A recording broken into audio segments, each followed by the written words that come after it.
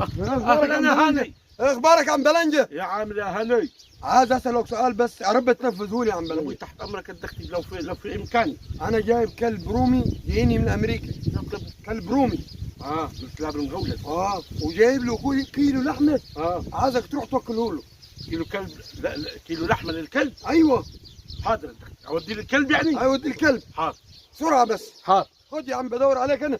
يا هاني. بدور عليك انا يا عم الحاج. في حاجه؟ ليه ما وديتش كيلو لحمه للكلب؟ ليه هو قال لك ما جابليش بلنجه؟ هو الكلب قال لك؟ كلب زعلان.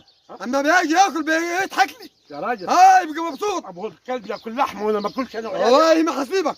والله هو العظيم. الكلب ياكل لحمه يا ناس يا بوارد. والله حدك انت خلينا الكلب ياكلك. والله ما حسيبك. والله ما دقنا اللحمه لي. هات كيلو اللحمه يا عم بلنج انا. يا ناس يا بوارد. كيلو اللحمه بتاع الكلب. دي دانيا. كيلو اللحمه. كلب ياكل دانيا. كيلو اللحمه بتاع الكلب. ياكل دانيا يا ناس يا بوارد. كلب. احنا لاقيش التراب. داني.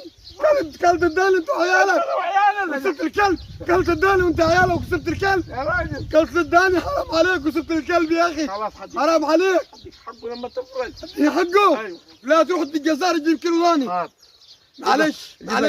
الكلب اعطاكم لحمه يا اولاد. والله ما حسيبك. وعلى الراجل البارد المغزي وانا احسب ودك كيلو لحمه للكلب. الكلب زعلان وانا بعرف الكلب لما بكون كلب اعرفه. والله ما حسيبك يا ابن الكلب، لازم تجيب كيلو لحمه للكلب.